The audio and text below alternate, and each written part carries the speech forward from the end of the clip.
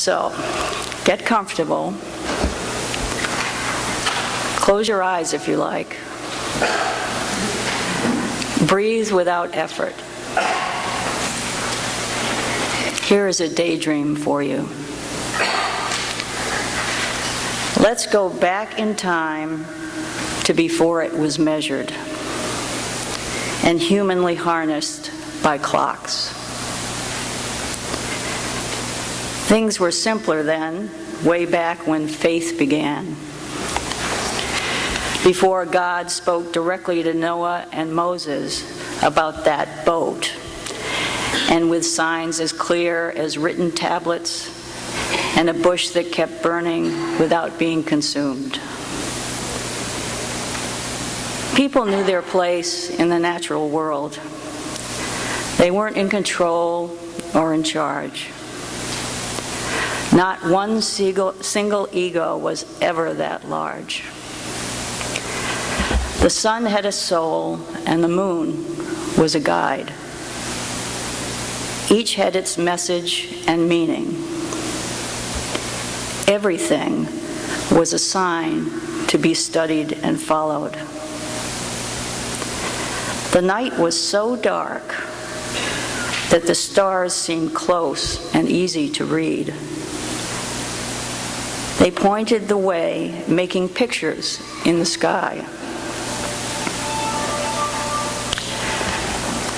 There was no creed of greed, just the common welfare. Things went with the flow of the night and the day. Attention was paid to the wind and the stars and the rain. Let's try and go back in our minds, past the internal chatter, past the lists of regrets or things left undone. Let's go back to the time before the word mine ever existed, where it was quiet as the breeze. Let's see if there's a sign we can hear or observe or feel or smell or taste or be.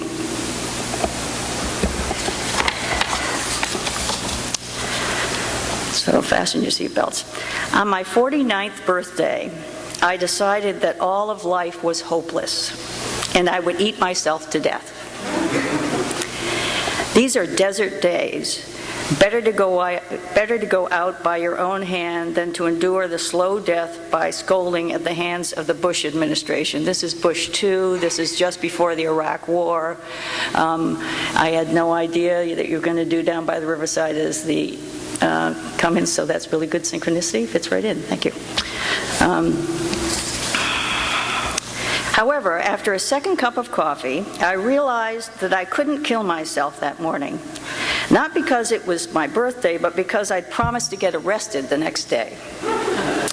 I had been arrested 3 weeks earlier with an ecumenical bunch of religious peaceniks, people who still believe in Dr. King and Gandhi. Also, my back was out. I didn't want to die in crone mode. Plus, there was no food in the house, so I took a long hot shower instead and began another day of being gloated to death. While I was thinking about all this, my Jesuit friend, Father Tom, called. He is one of my closest friends, a few years older than I, a scruffy, aging Birkenstock type, like me, who gives lectures and leads retreats on spirituality. Usually, he calls to report on the latest rumors of my mental deterioration, drunkenness, or promiscuity. But this time, he called to wish me a happy birthday. How are we going to get through this craziness, I asked. There was silence for a moment. Left foot, right foot, left foot, breathe, he said. How do we help? How do we not lose our minds? He replied, you take care of the suffering. I can't get to Iraq. There are folks who are miserable here, he replied. After we got off the phone, I ate a few birthday chocolates, Then I asked God to help me be helpful. It was the first time that day that I felt my prayers were sent and then received, like email. I tried to cooperate with grace, which is to say, I did not turn on the TV. I asked God to help me again. The problem with God, or at any rate, one of the top 5 most annoying things about God, is that he or she rarely answers right away. It can take days, weeks. Some people seem to understand this, that life and change take time. Zhou Enlai, when asked, "What do you think of the French Revolution?" paused for a minute, smoking incessantly, then replied, "Too soon to tell." I, on the other hand, am an instant message type. But I prayed, "Help me," and then I drove to the market in silence to buy my birthday dinner. I flirted with everyone in the store, especially the old people, and I lightened up. When the checker finished ringing up my items, she looked at my receipt and cried, "Hey, you've won a ham!" I felt blindsided by the news. I'd asked for help, not a ham. This was very disturbing. What on earth was I going to do with 10 pounds of salty pink eraser? I rarely eat it. It makes you bloat. "Wow," I said. The checker was so excited about giving it to me that I pretended I was too. "How great!" A bagger was dispatched to the back of the store to fetch my ham. I stood waiting anxiously. I wanted to go home so that I could start caring for suffering people or turn on CNN. I almost suggested that the checker award the ham to the next family who paid with food stamps. But for some reason I waited. If God was giving me a ham, I'd be crazy not to receive it. Maybe it was the ham of God who takes away the sins of the world. I still laugh every time I read this. I waited 10 minutes for what I began to think of as that, I won't say the word, expletive ham. Finally, the bag boy handed me a parcel the size of a cat. I put it with feigned cheer into my grocery cart and walked to the car, trying to figure out who might need it. I thought about chucking the parcel out the window near a field. I was so distracted that I crashed my cart smack into a slow-moving car in the parking lot. I started to apologize when I noticed the car was a rusty wreck and that an old friend was at the wheel. We got sober together a long time ago, and each of us had a son at the same time. She opened her window. "Hey," I said, "how are you? It's my birthday." "Happy birthday," she said, and started crying. She looked drained and pinched, and after a moment she pointed to her gas gauge. "I don't have money for gas or food. I've never asked for help from a friend since I got sober, but I'm asking you to help me." "I've got money," I said. No, I just need gas," she said. I've never asked someone for a handout. "It's not a handout," I told her. "It's my birthday present." I thrust a bunch of money into her hand, everything I had. Then I reached into my shopping cart and held out the ham to her like a clown offering flowers. "Hey," I said, "do you and your kids like ham?" "We love it," she said. "We love it for every meal." She put it in the seat beside her, firmly, lovingly, as if she were about to strap it in, and she cried some more. Later, thinking about her, I remembered the seasonal showers in the desert, how potholes in the rocks fill up with rain. When you look later, there are already frogs in the water and brine shrimp reproducing like commas doing the Macarena. And it seems, but only seems, that you went from parched to overflow in the blink of an eye. The older I get, and the more esoterica builds up in my mind, the more I know how little I know. I find myself going back to very basic things, trying to deeply understand the simplest of concepts. It's an odd sensation, as when I was young, I was sure I knew everything. For example, I earned a living through photography for 42 years. The word photography means light writing. When I make a photograph that I think will be a masterpiece of a captured moment in nature and look at it later, often it doesn't have the impact I thought it would have. I ponder it, and it often takes me a while to realize that the problem with it is that the light is boring. I'd forgotten to think about the light I was supposedly writing with when I made the image. Today's topic is a simple one as well. We probably get many messages through signs dozens of times a day or even an hour. I don't know about you, but I most of the time don't see or hear them.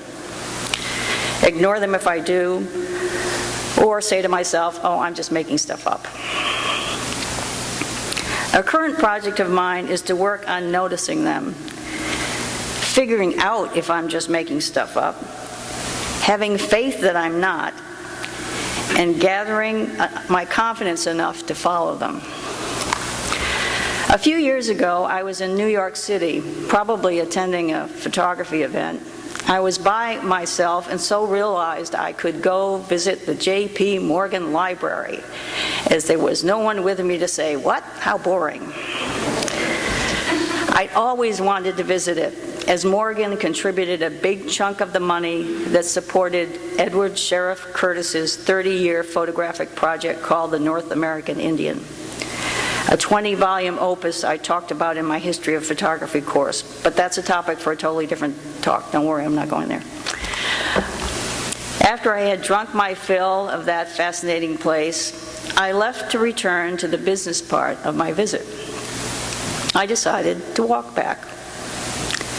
I walked out the door to the nearest street corner, and the "Don't Walk" sign was on. I stood there, dutifully, legally, waiting and waiting for the sign to change to "Walk." Suddenly the phrase, "Follow the signs," came into my head. I looked to my left, and the "Walk" sign was on. So I followed the sign and crossed Madison Avenue instead of waiting to cross 38th Street. I had plenty of time to get back, so at every corner I kept making the choice to cross every street where the "Walk" sign was on instead of waiting at all the signs that say "Don't." I got all the way back to my destination in record time by following the signs instead of the pre-planned route I had laid out in my left brain. I followed the go messages instead of the no messages. Where was I going, you might be asking yourself? Well, the answer is that for the life of me, I can't remember. It could have been the Javits Center, where the Photo Plus events always take place, my hotel, or an auction house. I don't know. All I remember is the journey, not the intended destination. Ever since that walk in Manhattan, when I am not in a state of surrender to the tyranny of time, schedule, obligations, fiscal or physical priorities, rare times indeed, I once in a while remember that walk through Manhattan and say to myself, follow the signs. What does that mean? Come on in. Spooky. Of course, to do this successfully, one has to be mentally present enough to read and understand the signs. They'll not always be as clear and thematic as the ones that day which said just walk or don't walk. Sometimes they come from that still small voice inside yourself, or a marriage of messages coming from inside you met by the dialogue created by the signs outside of you. This summer I was in Boston just for the day to go to the dentist.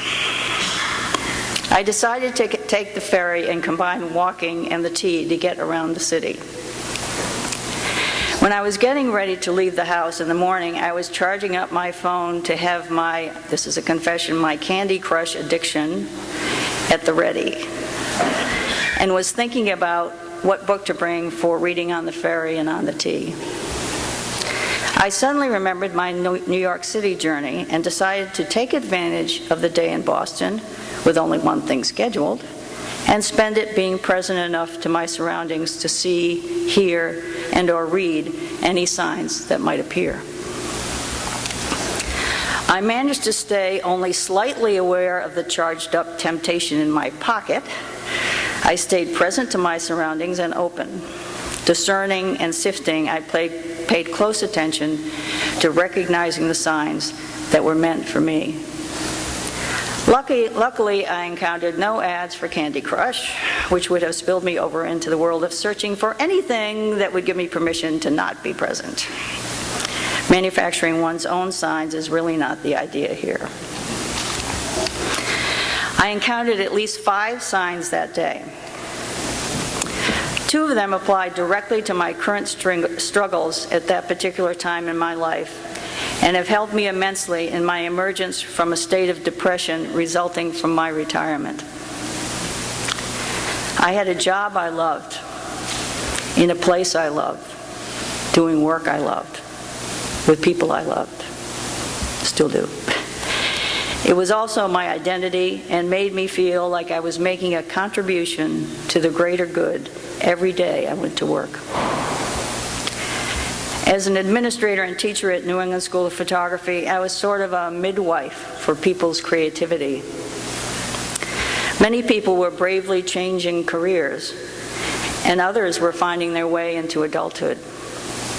On March 5th, 2015, I taught my last class, and 35 years of going to what I call play, not work, were suddenly over. Although I have many interests, I was suddenly adrift and out of focus. 2 of the 5 signs that day in Boston have paid off in helping me journey through this struggle. The first was a cell phone conversation taking place on Tremont Street on the sidewalk across from Park Street Station. Does anybody know where that is? Okay, yeah. So if you've been there, you know how busy and noisy it is, right? Somewhere over my right shoulder, I heard a young woman's voice emerge from the din of 100 conversations and emphatically command through her phone, "Walk like you have something to do." It snapped me to attention. I don't know if the person on the other end of the conversation absorbed her message, but I sure did. My translation was that I needed to have faith that I have something to do, although yet to be determined, and I need to walk accordingly. I turned to see who she was, but she was already lost in the sea of people. I want to thank her, just in case she's in this room, whoever she is, for giving me the metaphorical order to snap out of it. The second one that stood out on that topic happened on the ferry going back to Provincetown. I saw a dear friend, who's in this room, so I'm not going to tell you who it is, coming onto the boat with an entourage engaged in a meeting. At first, I thought I would not beckon a hello to her and interrupt their flow. But something told me to be rude and do it anyway. The result was an in-depth conversation/therapy session about retirement, where I got invaluable advice from not only my friend, but the 2 other people with her whom I had never before met. It was a knife's-edge discernment that I might not have made had I not been on sign assignment that day. My guess is that all of you have stories similar to these. Anybody have a story similar to these? Okay. I want to hear them all. If you are anything like me, sometimes signs appear right in front of you and buzz right past you without sticking to your consciousness.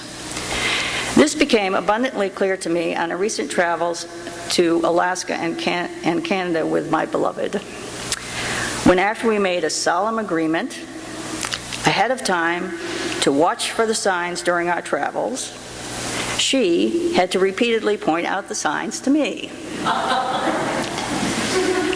as I kept missing them. We live in our own heads a lot when we are not living online or telepathing from a distance through our cell phones. Being present to the present seems to be fading from being a common skill into the receding archives of the past, just like cursive writing.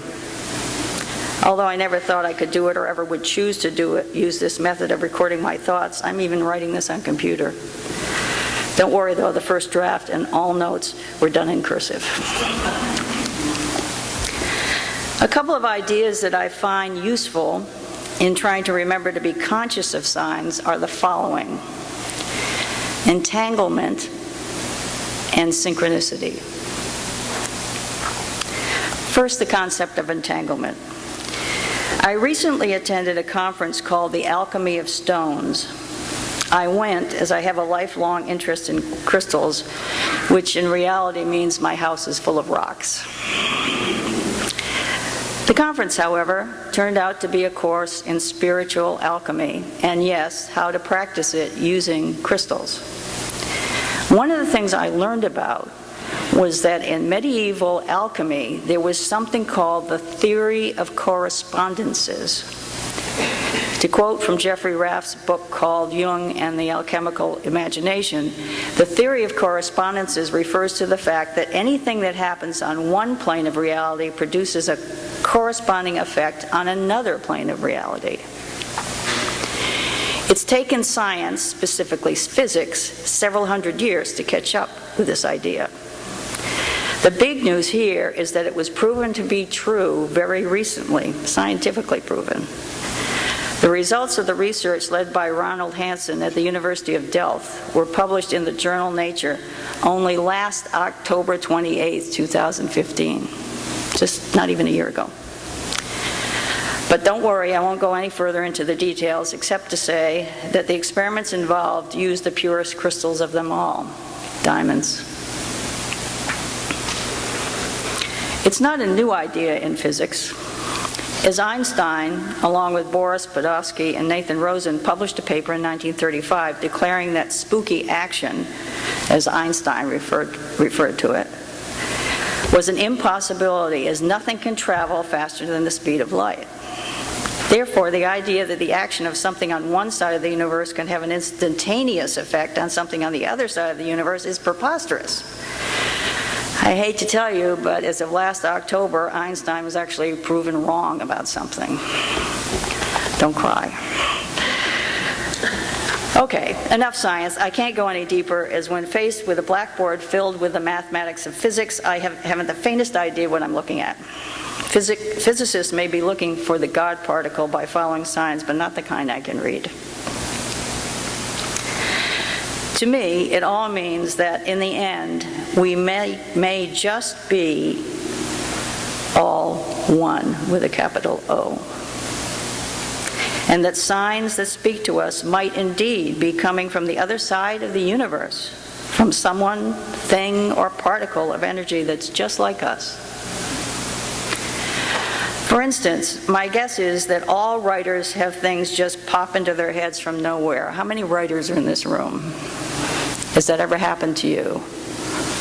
It's never happened to any of you? All of you, I would guess, yes, okay. Photographers capture significant moments sometimes without any intent to do so, or even recognition that they have done so. They just get a message from somewhere that says, press that little button here now. Then there's Jackson Pollock, but we won't go there.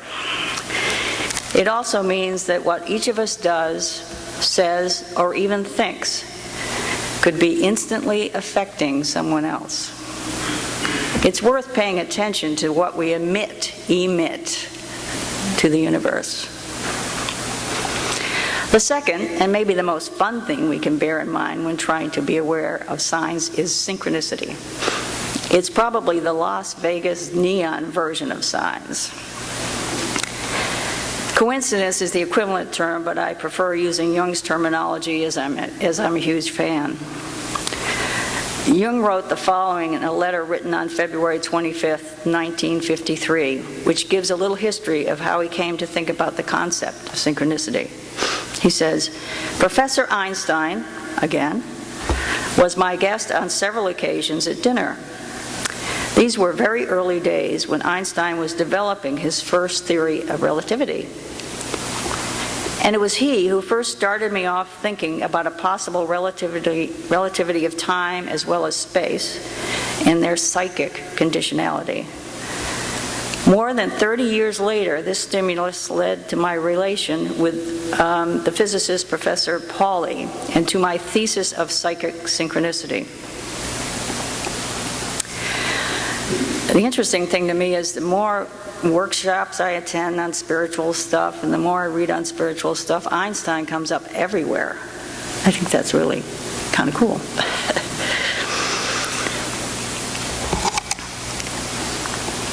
Okay, I lost my place. Oh, and here's the way Jung describes synchronicity: the simultaneous occurrence of two meaningfully but not causally connected events. So it's two things that happen at the same time that relate in meaning, but without cause to relate in meaning.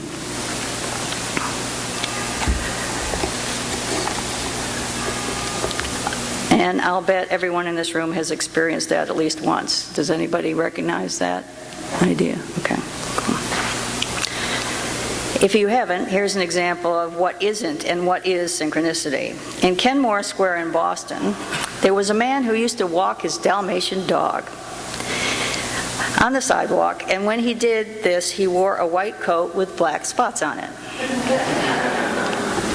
That was not synchronicity. But if the same man was walking his Dalmatian with that same coat on, and simultaneously a fire truck, not summoned by the dog owner, drove by with a Dalmatian visibly in the front seat, that would be synchronicity. Okay. So watch for synchronicities. They are almost guaranteed to be signs. I am aware that there may be somewhere in this room at least one person who does not believe there is any such thing as a sign. If you haven't left yet, please accept my greatest gratitude for your patience. For those of you who do feel we are sometimes given signs, I hope you will join me in being more attentive to the possibility of receiving a sign now and then. And if you have some free time someday, it can be fun to go out into the world and see what messages may be awaiting your notice. When you do, be present, discerning of what is out there for you that you are not manufacturing and that will do no harm. Have faith that your hunch is right when you are treated to a sign. Muster up your confidence and proceed as directed. May you all be blessed with many sweet signs. Let's go have fun and share our stories.